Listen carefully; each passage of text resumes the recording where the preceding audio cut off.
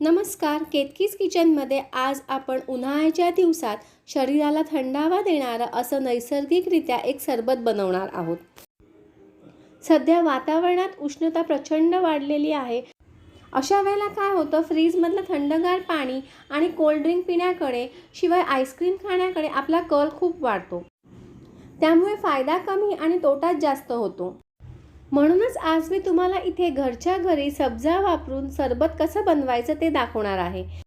साहित्य पाहून घेऊया। 2 मोठे चमचे सब्जा मी इकडे 1 तास पाण्यामध्ये भिजत घातला होता, त्यामुळे तो ह्या पद्धतीने मस्त असा फुललेला आहे। हा सब्जा आपल्याला किराणा मालाच्या कुठल्याही दुकानात अगदी इझिली मिळतो। त्यानंतर 4 मोठे चमचे मी गुळाची पावडर घेतलेली आहे। त्याच्याऐवजी 2 छोट्या लिंबांएवढा गूळ किसून घेतला तरीही चालेल।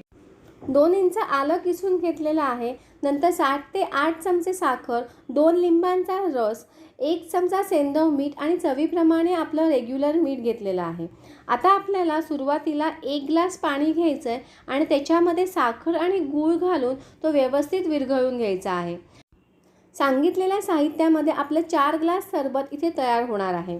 आता 1च ग्लास पाणी का घ्यायचं, तर सगळं पाणी एकत्र काढून घेतलं तर मग पाण्याचा थंडावा कमी होतो। म्हणून जे काही आपल्याला जिन्नस लागणार आहेत ते सुरुवातीला आपण 1च ग्लास पाण्यामध्ये सगळे व्यवस्थित विरघळून घेऊया आणि नंतर मग बाकीचं पाणी घालून घेऊया।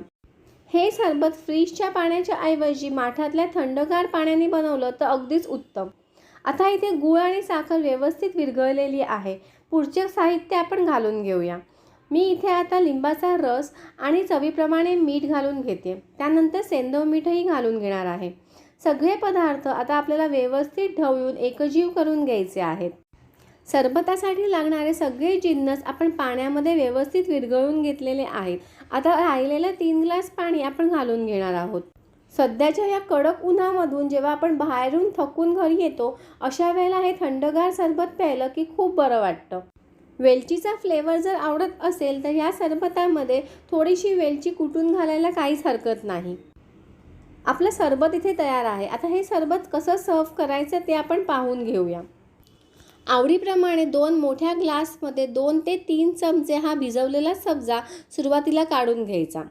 त्यानंतर एका गाळणी घेऊन एकतर हे सगळं सरबत अगोदरच गाळून घ्यायचं किंवा नंतर आपण ग्लासवर ठेवून सुद्धा गाळून घेतलं तरीही हरकत नाही। मी इथे डायरेक्टली ग्लासवरच हे सरबत गाळून घेणार आहे।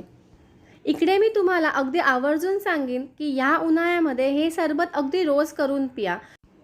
आता हे सरबत जर आपल्याला लहान मुलांना द्यायचं असेल तर फक्त आल्याचं प्रमाण थोडंसं कमी करायचं।